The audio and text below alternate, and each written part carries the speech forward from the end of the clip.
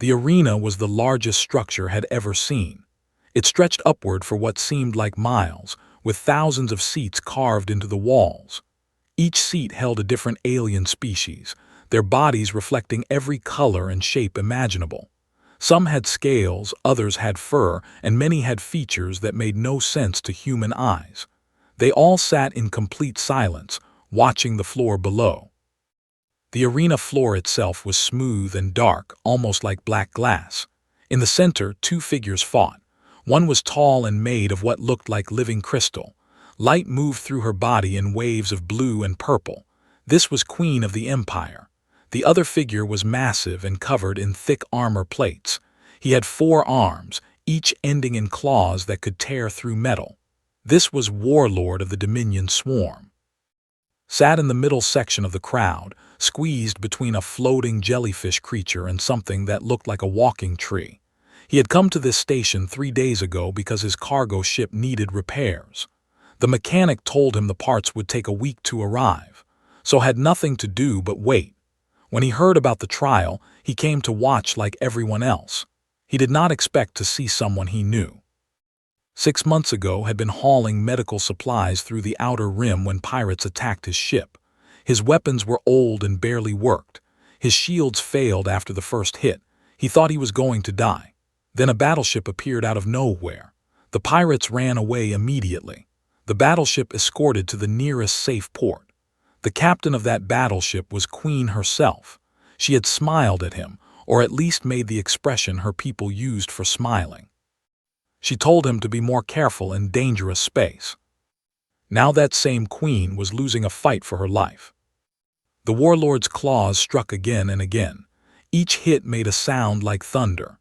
Shields flickered with every blow. She tried to fight back, sending beams of energy from her hands, but the warlord's armor was too strong. He pushed forward, step by step, forcing her back toward the wall. "Why does no one help her?" asked the floating jellyfish next to him. The creature turned its eye stalks toward him. When it spoke, the words came from a device on its body. "The law forbids it. This is trial by combat. It is sacred to all council species. No one can interfere." "But this is not fair," said. "What is this trial even about?" A different voice answered. It came from a small reptilian being sitting in front of him. The Dominion accused thee of hiding refugees, people who escaped from Dominion worlds. The warlord demanded justice through combat. If the Queen loses, the Empire must surrender to Dominion rule. 12 systems, billions of lives. Felt his stomach turn cold, and if she wins? The Dominion's claim is rejected. The refugees stay safe. The Empire remains free. The reptilian turned back to watch. But she will not win. Look at her. She is already broken. Looked. The Queen's shields were almost gone. Cracks had appeared in her crystal body, and they leaked light like blood. She fell to one knee. The warlord raised all 4 arms above his head, ready to deliver the final blow. The crowd leaned forward. Some looked excited. Many looked sad. None of them moved to help. Remembered his grandmother. She had raised him after his parents died in a transport accident. She was a small woman, barely 5 feet tall, but she never backed down from anything. Once, when was young, he watched a group of older kids bully a smaller child in the park. He wanted to help but was too scared. His grandmother saw him watching from a distance. Later, she sat him down and told him something he never forgot. She said, "The world is full of people who will tell you why you cannot do something. They will give you reasons. They will quote rules. They will say it is not your problem, but evil wins when good people do nothing. Remember that." Stood up. The floating jellyfish moved away from him. "Human, what are you doing?" He did not answer. He pushed past the other spectators and moved toward the stairs that led down to the arena floor. Other aliens turned to look at him. Some made sounds of confusion. One tried to grab his arm but pulled away. "Stop," someone yelled. "You cannot go down there." Kept walking. His heart was pounding so hard he could hear it in his ears. His hands were shaking. He was not a hero. He was just a freight hauler who carried boxes from one planet to another. He was not strong or special, but he could not sit and watch someone die, not when that someone had saved his life once. He reached the stairs and started running down. The steps were made for aliens with different leg sizes, so some were too tall and others too short. He stumbled twice but caught himself. Behind him, he heard alarms starting to sound. Security was probably coming. On the arena floor, the warlord's arms came down, but they did not hit the queen. Instead, everything froze. The warlord stopped moving. The queen looked up in confusion. A voice filled the entire arena, deep and ancient and everywhere at once. Combat is suspended. An interruption has occurred. A figure appeared in the center of the arena floor. It was made of pure white light and had no clear shape. Sometimes it looked like a person. Sometimes it looked like nothing at all. This was the oldest being in the council. It was older than most civilizations. It had been watching trials in this arena for 10,000 years. "Who dares interrupt a sacred trial?" they asked. Reached the bottom of the stairs and stepped onto the arena floor. Every eye in the building turned to look at him. He suddenly felt very small and very stupid, but he had come this far. He could not stop now. "I do," he said. His voice cracked. He cleared his throat and tried again. "I dare." The warlord turned to look at him. The creature's face was covered by a helmet but could feel hatred in that gaze. "What is this insect?" "A human," they said. It sounded surprised. "A species new to the council, barely 3 generations since first contact." The light being floated closer to. "Why do you interrupt, human? Do you not know the penalty for such actions?" Swallowed hard. "No, I do not know, but I know that the queen down there saved my life once. I know she is good, and I know this fight is wrong." "Wrong?" the warlord laughed. It sounded like rocks grinding together. "The trial is law, sacred law, older than your species, older than your planet. You know nothing, creature." "Maybe," said, "but I know one more thing. I know there are rules. Even in old laws there are rules. And one of those rules must let someone else fight in her place. I remember reading about it once." There was silent for a long moment. The entire arena held its breath. Then the being spoke. "You speak of the right of substitution. It is ancient, not used in 5,000 years, but yes, it exists. Any free citizen of the council may champion another in trial by combat." "Then I claim that right," said. The crowd erupted. Thousands of voices filled the air, speaking in hundreds of languages. Some shouted in anger, others in confusion. A few, very few, sounded excited. On the ground, Queen tried to stand. "No," she said weakly. "Human, I remember you. You are kind, but you will die. This warlord has killed champions from 17 species. Please, do not throw your life away for me." Walked over to her, he knelt down and looked at her crystal face. "You saved me once. Now I save you. That is fair, I think." "Fair," she repeated. "You humans have strange ideas about fairness." "Yes," agreed, "we do." This voice cut through the noise. "The law is clear. The human qualifies. If he wishes to substitute for queen, he may do so. But know this, human, if you lose, you die. And the queen's empire still falls. You gain nothing by this." "I gained the knowledge that I tried," said. "That is enough." He stood and turned to face the warlord. The creature was twice his size, 4 arms to his 2, armor that could probably stop bullets, claws that could cut through steel, had nothing. He was not even wearing protective gear, just his work clothes and boots. Then he remembered. He reached down to his belt and pulled out his maintenance wrench. It was old and scratched, covered in grease stains. He used it to fix pipes and tighten bolts on his ship. It was not a weapon, but it was better than nothing. The warlord laughed again. "You face me with a tool. You truly are an insect." "Maybe," said. His fear was still there, cold in his stomach. But he also felt something else, determination. "But this insect is not going to sit down, not today." The raised its arms. Let the trial resume. Human substitutes for queen. The combat continues until one yields or dies. The being paused. Begin. The warlord charged. Ran, he did not think about it. He just moved. His body acted on pure instinct, and his instinct said to get out of the way.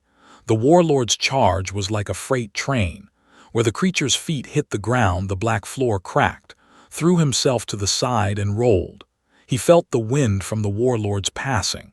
It was like standing next to a speeding truck. He came up on his feet and kept running.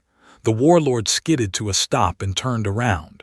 Those four arms reached out, claws extended, ran in a wide circle around the arena floor. He was not running away. He was just not standing still. "Coward," the warlord shouted, "face me." Did not answer. He was too busy breathing. His heart hammered in his chest. The arena floor was huge, maybe 100 meters across. He could use that space. He had to use it. The warlord charged again. This time was ready. He waited until the last second, then dodged left. The warlord's claws swept through the air where had been standing. The human kept moving, always moving. He circled around behind the warlord and ran toward the other side of the arena. In the seats above, the crowd was getting louder. They did not understand what they were seeing. Some aliens shouted insults at. They called him a coward and a fool. Others were simply confused. This was not how combat worked. Champions were supposed to fight, not run. But not everyone was confused. In one section of the seats, a small group of humans had gathered. Word had spread quickly through the station that one of their own was in the arena. They came to watch, to support, maybe to witness his death. Among them was a woman named. She worked as a scientist on the station, studying alien biology. When she saw what was doing, she started to laugh. "What is funny?" asked the alien sitting next to her. It was a tall being with blue skin and too many joints in its arms. "Your human friend is going to die." "Maybe," said, "but maybe not. Do you know anything about human evolution?" "Number should I?" "Yes," she said. "You should, because what you are watching is not cowardice. It is strategy. Humans are persistence hunters. Do you know what that means?"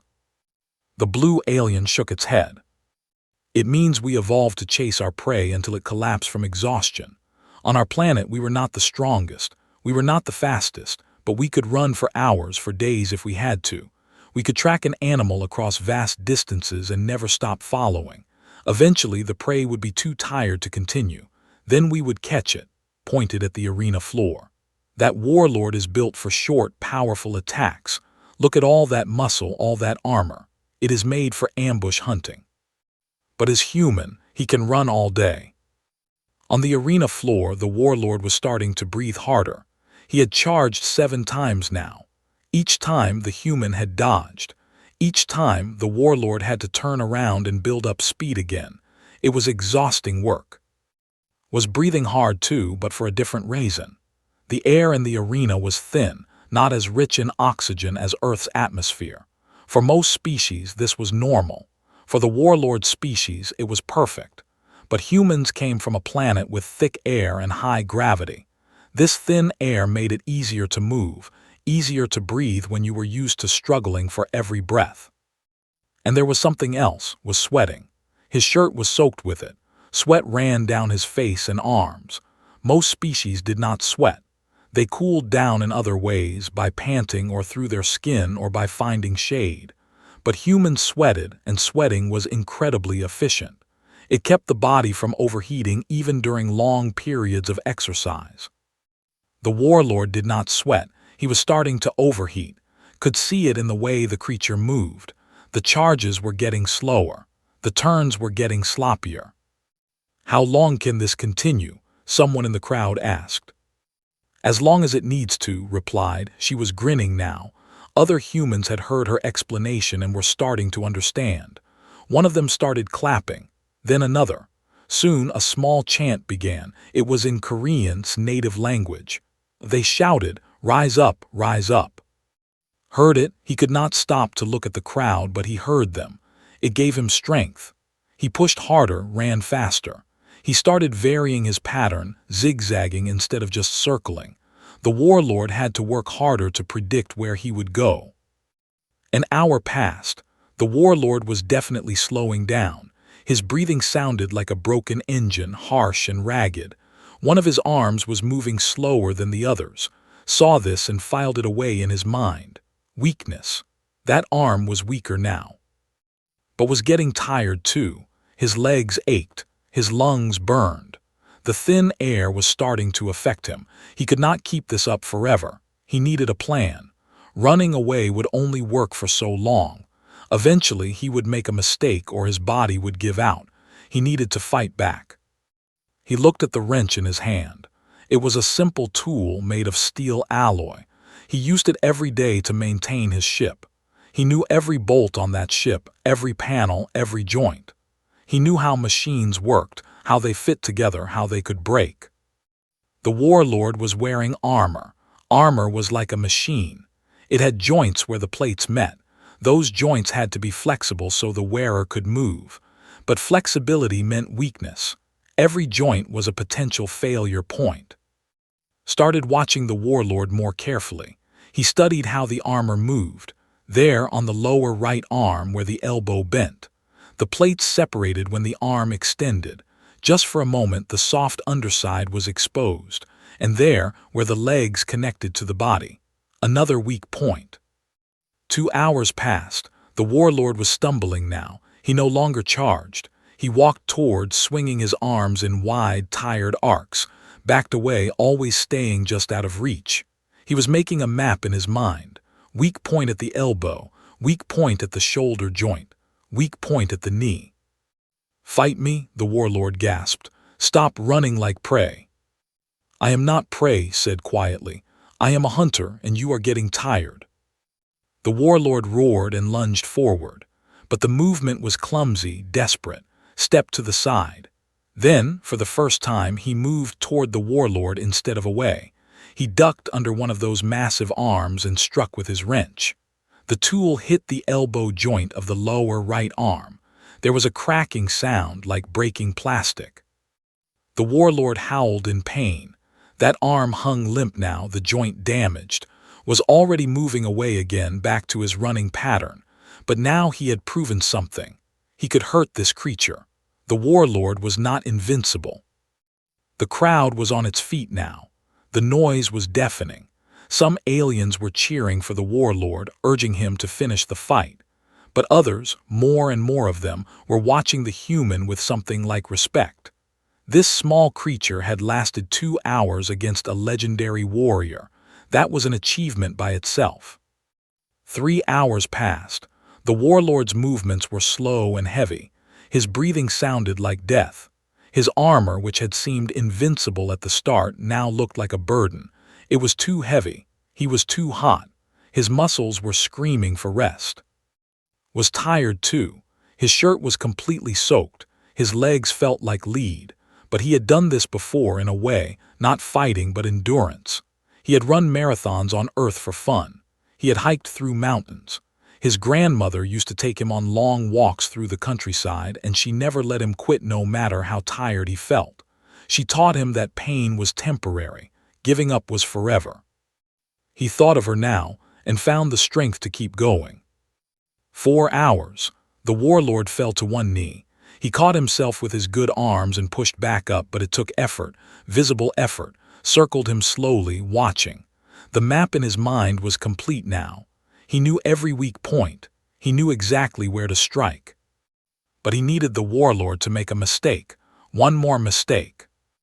"You cannot win," the warlord said between gasps. "Even if you run forever, you cannot win. Eventually you will tire. Eventually I will catch you." "Maybe," said, "but not today." The warlord's eyes burned with hatred. He gathered his strength for one final charge. All 3 working arms pulled back. He would throw everything into this attack. If it connected, would die. If it missed, the warlord would have nothing left. "Come on then," said softly. "Give me your best." The warlord charged. It was slow compared to the first charge, but still powerful, still deadly. Watched him come. He counted the steps, 5, 4, 3, At 2 steps away, moved, but this time he did not dodge to the side. He dropped down and slid forward under those swinging arms. His wrench came up as he passed beneath the warlord's body.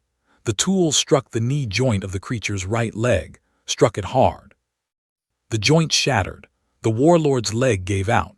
The massive creature crashed to the ground face first. The impact shook the arena floor. Dust rose up around the fallen warrior. Rolled away and came up in a crouch. He was breathing hard. His whole body was shaking with exhaustion, but he was on his feet.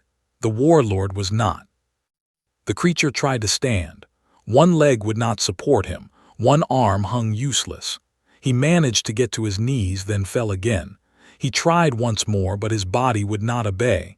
4 hours of combat had destroyed him, not through strength but through patience, through persistence.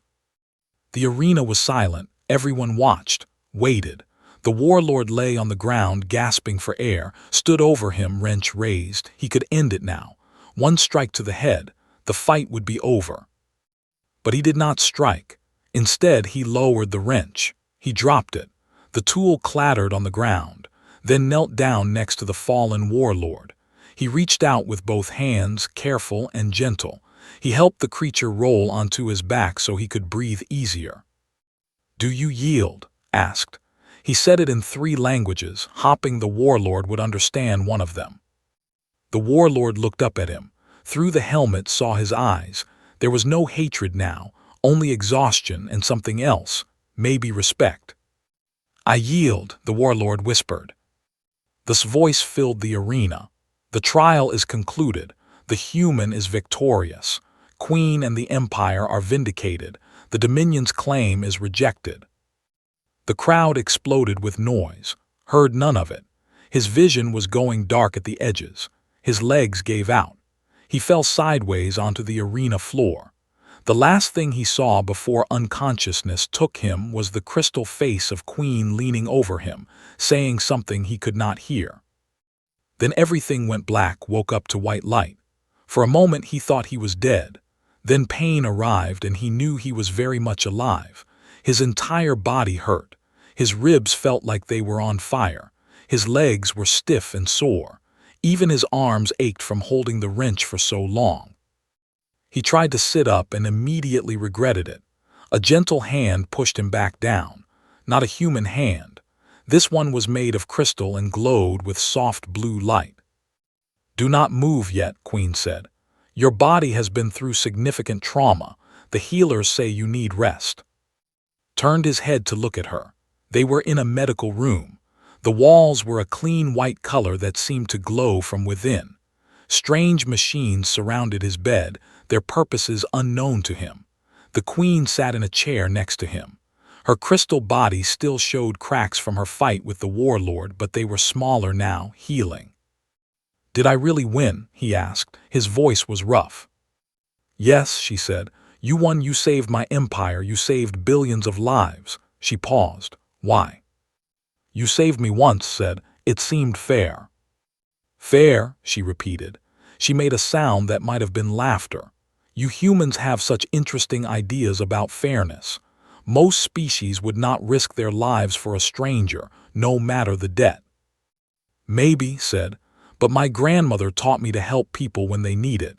She said that is what makes us human, not our strength or our intelligence, our choice to help."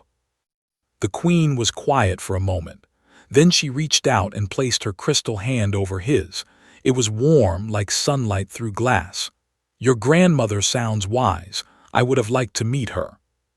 "She died 3 years ago," said, "but I think she would have liked you too."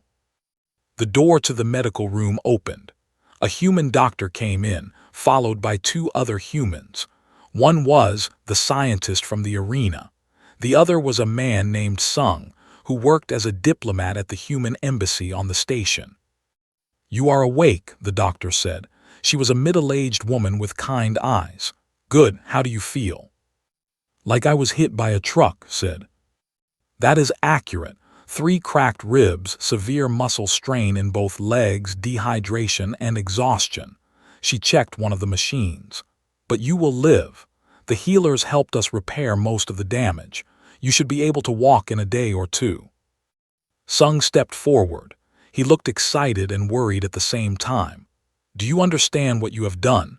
You are famous now. Everyone in the galaxy is talking about you. The human who defeated a Dominion warlord, the freight hauler who saved an empire." "I just did what needed to be done," said. "And that is why they are talking," added. She was smiling. "You showed them something they had not seen before. Humans are new to the Council. Most species think we are weak, small, not important, but you proved them wrong." "I did not prove anything," said. "I just ran around until the warlord got tired." "Exactly," said. "You used our evolutionary advantage, persistence, hunting, endurance. That is what makes us special, not raw strength but the ability to keep going when others cannot." She pulled out a tablet and showed him the screen. "Look at this. These are message boards from across the galaxy. Everyone is analyzing the fight. They want to understand how a human defeated a warrior species." Looked at the screen. There were thousands of comments in dozens of languages. Most were translated into Korean for him. Some were impressed. Others were skeptical. A few were angry, claiming the fight was unfair somehow. But many, so many, were asking questions about humans. What were they? Where did they come from? What else could they do? "The human embassy has been flooded with requests," Sung said. "Other species want to meet us, trade with us, form alliances. Your fight changed everything. Before, we were just another species trying to find our place in the Council. Now we are the species that produced you." "That seems like a lot of pressure to put on one person," said. "It is," the Queen agreed. "Which is why I have made a decision. With your permission, I would like to declare you a friend of the Empire.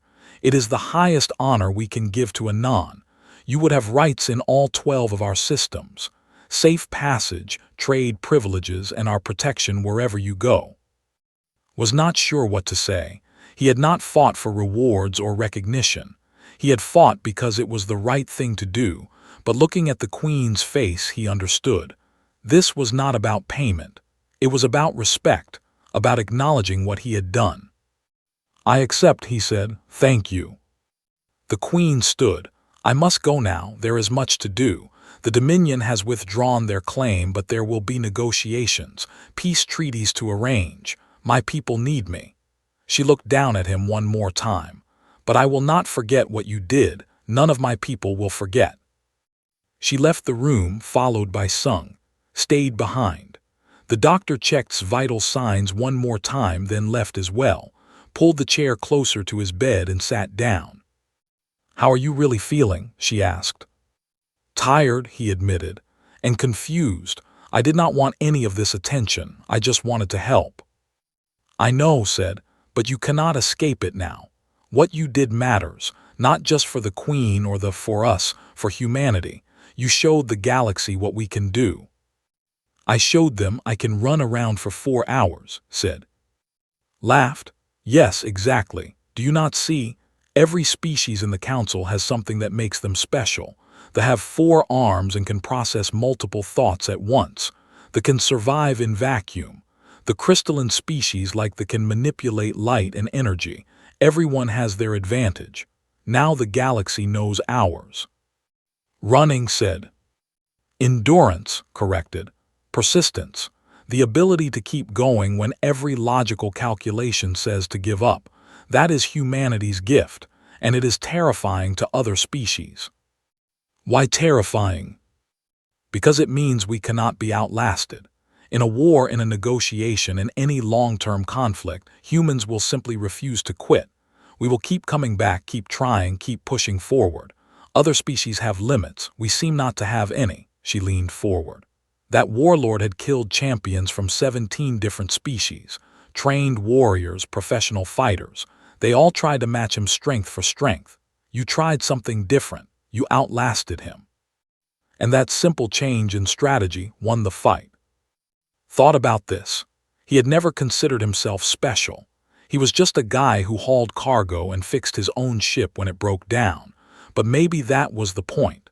Maybe being human was not about being the best at one thing. Maybe it was about being decent at many things and refusing to give up. The door opened again. This time a group of children came in. They were smaller than the queen, their crystal bodies showing different colors. Pink, green, orange, blue. They moved shyly, staying close to the adult who guided them. "These are some of the refugees," the adult explained. "The ones who would have been sent back to the Dominion if the queen had lost. They wanted to meet you." The children approached his bed slowly. One of them, a small girl whose body glowed pink, held something in her hands. She came forward and placed it on his chest. It was a flower made of crystal, delicate and beautiful. "Thank you," the girl said in broken English. "You saved us." Felt his throat tighten. He had not thought about the refugees. He had only thought about the queen, about repaying a debt. But this was the real result of his fight. These children were safe now. They would not be sent back to a place where they were not wanted, where they would be in danger. "You are welcome," he managed to say. The other children came forward too. Each one placed something on his bed, more crystal flowers, small stones that glowed from within, a piece of cloth with patterns woven in light. These were gifts from people who had nothing but wanted to give something anyway. After the children left, lay back and stared at the ceiling. The crystal flower from the pink girl rested on his chest, its light pulsing gently like a heartbeat. "Are you okay?" asked. "Yes," he said. "I think I am." He paused. "Can I ask you something?" "Of course." "What happened to the warlord? Is he dead?" "No," said. "He is recovering in another medical facility. The Dominion sent a ship to retrieve him. He will face no punishment from his own people. In their culture, defeat is acceptable if fought with honor, and apparently he told them you fought with great honor." "That is good," said. "I did not want him to die, I just wanted him to stop." "I know," said. "The galaxy noticed that too. You dropped your weapon at the end. You helped him when you could have finished him. That is not how most warriors behave." "I am not a warrior," said. "I am a freight hauler." "Yes," agreed. "But maybe that is exactly what the galaxy needed. Not another warrior, but a regular person who chose to do something extraordinary." They sat in silence for a while, felt himself starting to drift off. The painkillers were making him sleepy. Before he fell asleep, he had one more thought. He said, "Yes. When can I go back to my ship? I have cargo to deliver. I am already 2 weeks behind schedule." Laughed. She laughed so hard she had tears in her eyes. "Only you," she said. "Only you would be worried about cargo deliveries after saving an empire. The galaxy wants to give you medals and you want to go back to work." "The cargo is important," said. "Someone is waiting for it." "The cargo can wait a few more days," said. "Rest now. We will figure out the rest later." Closed his eyes. The crystal flower on his chest continued to pulse with gentle light. Outside his room, the galaxy was changing. Humans were no longer the small, unimportant newcomers. They were the species that produced, the species that refused to quit, the species that, when faced with impossible odds, simply outlasted them. But inside the room was just a tired man who wanted to finish his job and go home. And maybe that was the most human thing of all. 3 days passed before was allowed to leave the medical center. When he finally walked out, he found the world had changed around him. The station hallways that had been empty before were now crowded with aliens who stopped to stare at him. Some took pictures. Others tried to touch him, reaching out with tentacles or claws or hands. Security guards had to form a barrier around him just so he could move. "This is insane," said Tu, who had come to escort him. "You are famous," she replied. "Get used to it." "I do not want to be famous. I want to fix my ship and leave." "Your ship is already fixed," said. "The Empire paid for all repairs. They also upgraded your engines and shields, and they filled your cargo hold with trade goods as payment. You are rich now." He stopped walking. "I did not ask for payment." "I know, but they insisted. The Queen said it was the least they could do," guided him through the crowd toward the docking bay. "Besides, you earned it. Do you know what happens next? Every human freighter in the galaxy is going to get better contracts. Trade routes that were closed to us are now open. The systems alone represent a massive market, and it all started because of you." They reached the docking bay where his ship waited. It looked different. The hull had been cleaned and polished. New paint covered the old burn marks from the pirate attack. The engines glowed with a soft blue light, the signature of technology. His old ship looked almost new. But there was a problem. A crowd had gathered around it, hundreds of aliens all waiting. When they saw approach, they started making noise. Some cheered. Others held up signs written in languages he could not read. A few played music on strange instruments. "What is this?" he asked. "A celebration," said. "They want to see you off. They want to be part of the story, the human who saved the queen." A path opened through the crowd. Walked slowly toward his ship, feeling very uncomfortable. He was not good at being the center of attention. He preferred the quiet of space, the simple routine of hauling cargo from place to place. Near the ship's ramp, someone was waiting. It was Warlord. The massive alien stood without his armor, wearing simple robes. His damaged arm was in a sling. His leg was wrapped in medical bandages. When he saw, he bowed his head. "Human," the Warlord said, "I am here to apologize." "Stopped? Apologize for what?" "I called you an insect. I said you were weak. I was wrong." The Warlord's voice was quiet, respectful. "You defeated me not through strength but through wisdom.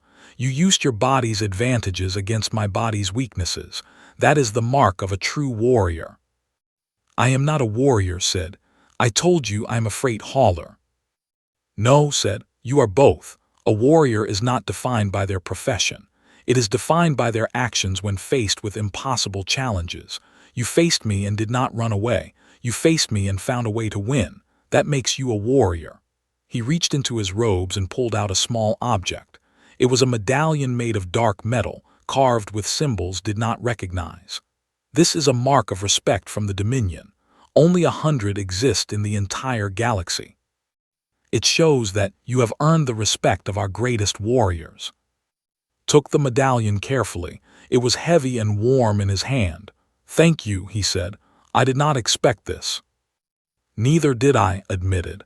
"I expected to kill you quickly. Instead, you taught me humility. You taught me that there are many ways to fight and strength is only one of them." He paused. "If you ever need help, show that medallion to any Dominion soldier. They will assist you." The Warlord bowed again, then turned and walked away through the crowd. Aliens moved aside to let him pass. Watched him go, still holding the medallion. The situation was surreal. 5 days ago, this creature had tried to kill him. Now they were exchanging gifts and respect. "Come on," said. "You should get inside before the crowd gets any bigger." They climbed the ramp into his ship. Inside, everything was familiar but improved. The old chairs had been replaced with new ones. The control panels gleamed. The air smelled fresh instead of like oil and recycled atmosphere. Someone had even cleaned the coffee stains from the ceiling. "I will miss this," said, "having a celebrity friend." "I am not a celebrity," protested. "In a week, everyone will forget about me." Smiled sadly. "No, they will not. What you did will be remembered. Maybe not by everyone, but by the people whose lives you saved. Those refugee children, the citizens, the humans who now have better opportunities because you showed the galaxy what we can do." She was right and knew it, but he still felt uncomfortable with the attention. He walked to the pilot's chair and sat down. The controls were exactly where he remembered them, just cleaner. He started the pre-flight checks, falling into the familiar routine. It calmed him. "Where will you go?" asked. "I have cargo waiting on Earth, medical supplies that need to reach the colonies." He checked the navigation system. "It is a 3-week trip through quiet space. No pirates, no politics, no crowds, just me and the stars." "Sounds lonely." "Sounds perfect," said. Laughed and gave him a hug. "Take care of yourself, and remember, you are always welcome back here. The station, the systems, anywhere humans go now. You opened doors for all of us." She left the ship, watched her walk down the ramp and disappear into the crowd. Then he sealed the door and returned to his pilot's chair. The ship's computer chimed, ready for departure. "Control, this is Freight Hauler Unity requesting permission to depart," he said into the comm. "Permission granted, Unity," a voice replied. "And on behalf of everyone on the station, thank you." The ship lifted off smoothly. The new engines were incredibly powerful. He barely touched the controls and the ship responded instantly. He guided it through the docking bay doors and out into open space. Behind him, the station grew smaller. He could see ships of every size and shape docked along its massive structure. Some of them flashed their lights at him as he passed, a salute from other pilots. Set the course for Earth and engaged the faster-than-light drive. The stars stretched into lines. Space folded around his ship. Then everything settled into the familiar blue glow of FTL travel. He leaned back in his chair and looked around the cabin. The crystal flower from the refugee girl sat on his control panel, still glowing softly. Next to it was the medallion from the warlord. Two very different gifts from two very different sources, both given with respect and gratitude. On the comm system, messages were coming in, hundreds of them. Job offers from trading companies, interview requests from news networks, invitations to speak at universities and conferences. Scrolled through them and felt overwhelmed. This was not the life he wanted. He thought about ignoring all of it, just flying away and never looking back. But then he remembered something his grandmother used to say. With privilege comes responsibility. He had been given a gift, not wealth or fame, but the ability to make a difference. He had shown the galaxy something about humanity. Now he had a choice. He could hide from it or he could accept it. Opened the first message.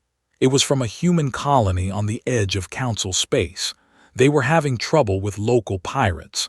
The pirates knew the colony was weak and unprotected. They wanted to know if could come and help, maybe just by being there.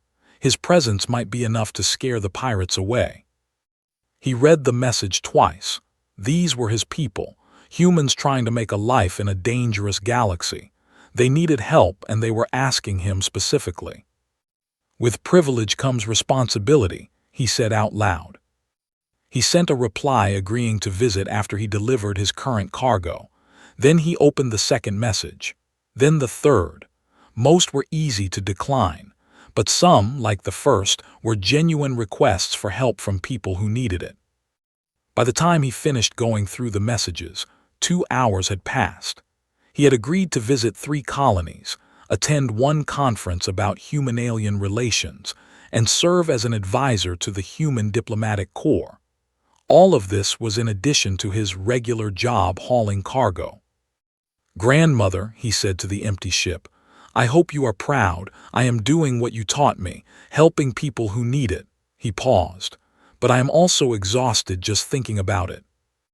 The crystal flower pulsed as if in response, smiled.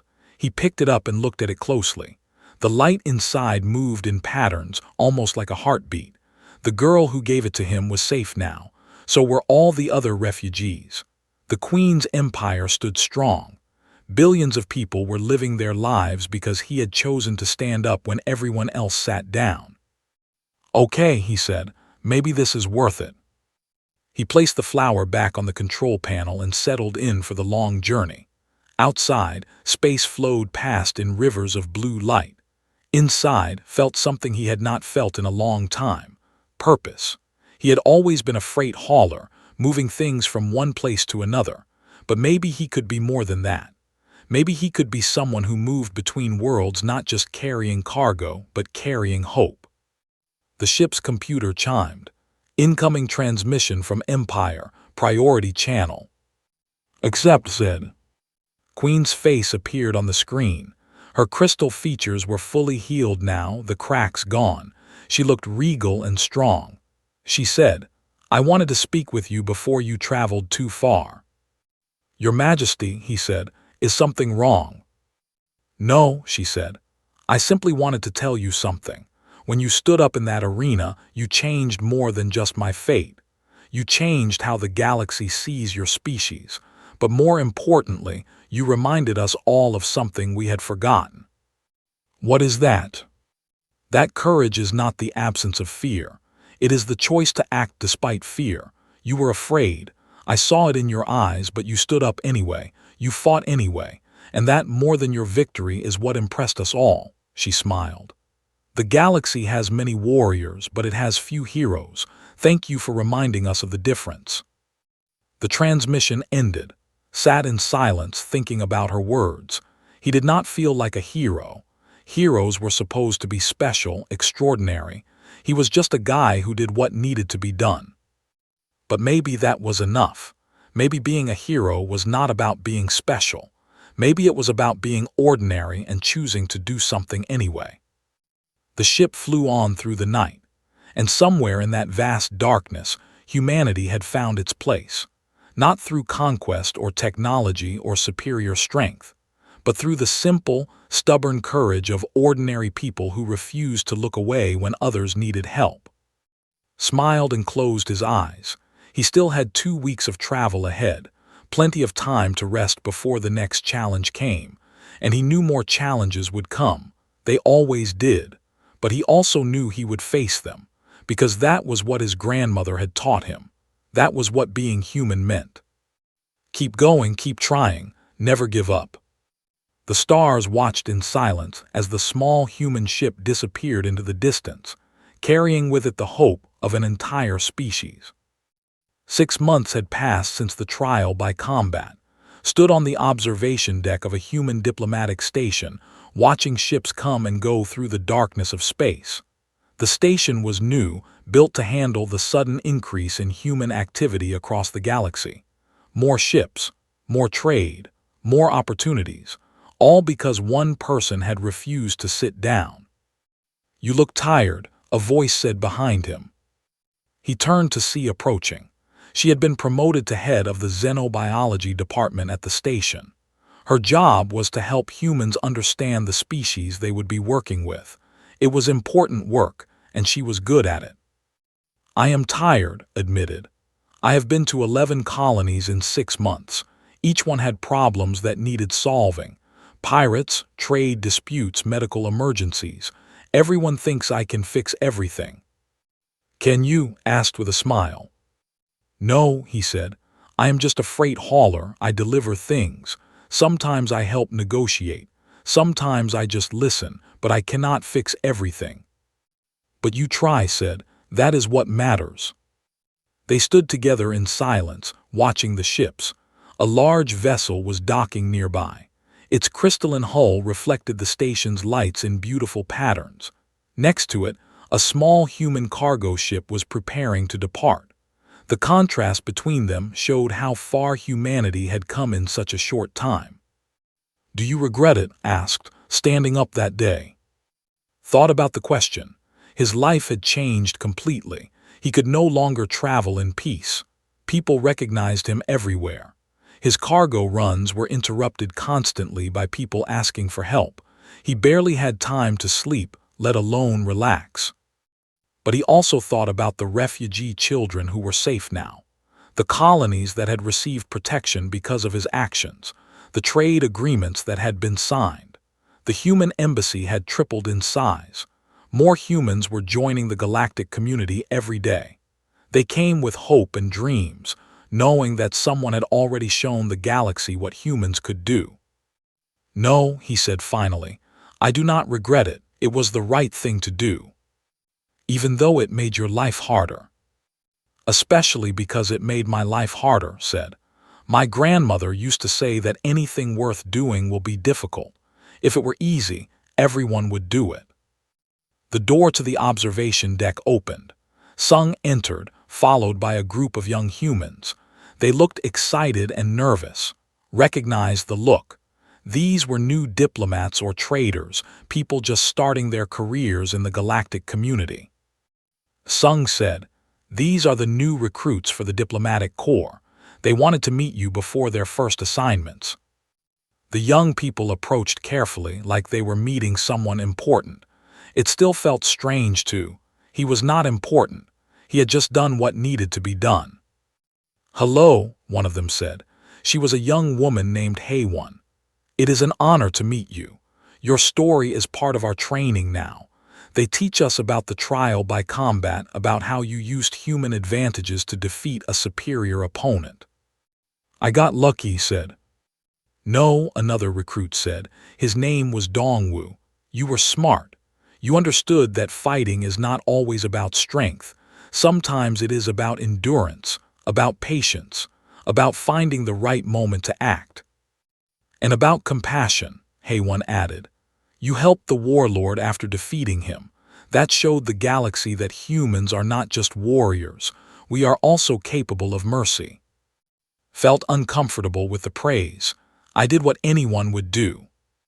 "But you are wrong," Sung said gently. "Not everyone would do it. In fact, almost no one would do it. That arena had thousands of aliens watching and not one of them stood up. Only you. That is what makes you special." "I am not special," insisted. "I am just human." "Exactly," said. "You are human. And apparently being human means standing up when others will not.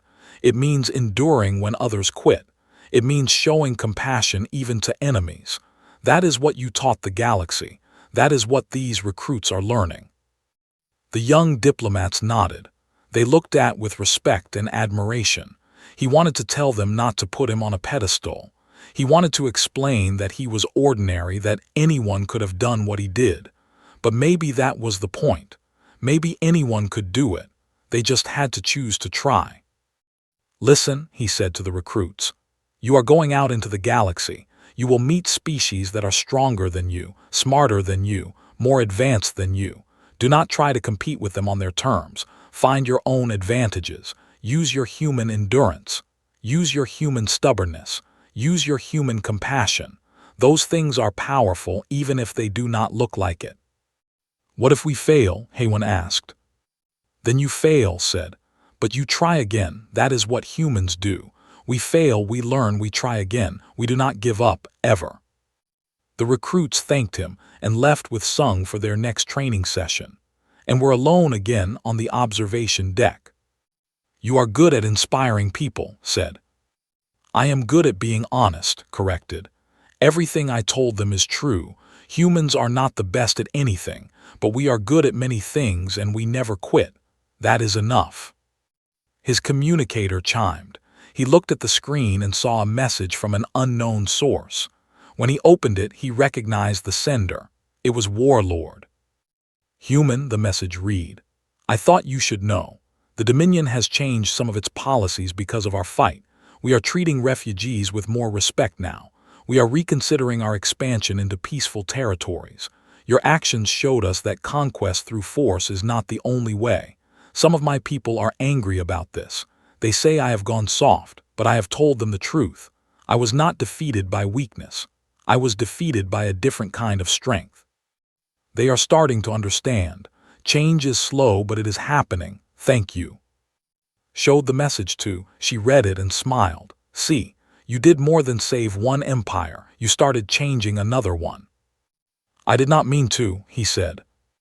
"I know, that makes it better." The communicator chimed again. This time it was from Queen. "I hope you are well. I wanted to inform you that the Empire is opening a new cultural center on Earth. It will promote understanding between our species. We would be honored if you would attend the opening ceremony. Also, there is someone here who wants to thank you again." The message included a video. It showed the pink refugee girl from the medical center. She was older now, healthier. She stood in what looked like a school, surrounded by other children. They all waved at the camera. "Hello," the girl said in much better English. "I am learning your language. I am learning about Earth. When I grow up, I want to be a bridge between our species like you. Thank you for saving us. Thank you for showing us that heroes exist." The video ended. Felt his eyes getting wet. He turned away so would not see. "It is okay to cry," she said softly. "You saved that girl's life. You saved all their lives. You are allowed to feel proud of that." "I do not feel proud," he said. "I feel responsible. What if I fail next time? What if someone asks for help and I cannot give it? What if people expect me to be a hero and I am just an ordinary person?" "Then you will be an ordinary person who tried their best," said. "That is all anyone can ask, and it is more than most people give." They stayed on the observation deck for another hour talking about small things: the weather on Earth, the food at the station cafeteria, the strange habits of different alien species, normal conversation. It felt good to be normal again, even for a short time. Eventually had to leave. His ship was loaded and ready. He had cargo to deliver to a human colony on the edge of space. Medical supplies again. It seemed like he was always hauling medical supplies, but that was fine. Medical supplies saved lives. It was good work. As he walked toward the docking bay, people stopped him. Some wanted autographs. Others wanted pictures. A few just wanted to shake his hand and say thank you. He tried to be polite to everyone, even though he was exhausted. Finally, he reached his ship. It still had the upgrades from the Empire. It still had the crystal flower on the control panel. It also had the medallion from the warlord and dozens of other gifts from people he had helped over the past 6 months. His ship was becoming a museum of gratitude. He sat in the pilot's chair and started the pre-flight checks. Everything was in order. The engines hummed with power. The navigation system showed a clear route. The cargo was secure. Everything was ready. "Control, this is Freight Hauler Unity requesting permission to depart," he said. "Permission granted, Unity. Safe travels." The ship lifted off and moved through the docking bay doors into space. The station fell away behind him. Soon it was just another point of light among the stars. Engage the FTL drive. The stars stretched into lines. Space folded. The ship jumped forward, eating up the distance between worlds in seconds that felt like heartbeats. As the ship settled into FTL travel, leaned back and closed his eyes. He was tired. He would probably be tired for the rest of his life. But he was also content. He had found his purpose. Not just hauling cargo, but carrying hope. Not just moving things, but connecting people. His communicator chimed one more time. Another message. But this time when he opened it, he saw it was from Earth. From the people who had known him before he was famous. The message was simple. "We heard what you did. We always knew you were special. Your grandmother would be proud. Come home when you can. We miss you." Smiled, home. He had been so busy traveling the galaxy that he had almost forgotten about home. Maybe after this delivery, he would take a few days off, walk the streets where he grew up, remember who he was before everything changed. But even as he thought this, he knew more requests would come, more colonies needing help, more problems to solve, more people looking to him for guidance. The galaxy would not let him rest for long. And that was okay. Because being human meant doing what needed to be done, even when you were tired. It meant standing up even when you wanted to sit down. It meant helping people even when it was hard. His grandmother had taught him that, and now he was teaching it to others, not through words but through actions. Every time he helped someone, he proved that ordinary people could do extraordinary things. Every time he stood up for what was right, he showed the galaxy what humanity was capable of. The ship flew on through the night. Behind it, a trail of changed lives. Ahead of it, more challenges to face. And inside it, one tired human who refused to give up. The galaxy had many species, many worlds, many wonders, but it had only recently discovered humans. And through one freight hauler named, it was learning that humans were special not because they were strong or smart or advanced. Humans were special because they cared, because they helped, because when faced with impossible odds they looked at the universe and said, "Watch me try anyway." And sometimes, just sometimes, that was enough to change everything. The crystal flower on the control panel pulsed with light, keeping company as he traveled through the dark. A small reminder that one person standing up could save an empire, could change a galaxy, could inspire a generation. All because he chose not to sit down. All because he chose to be human. And really, in the end, that was the most powerful choice of all.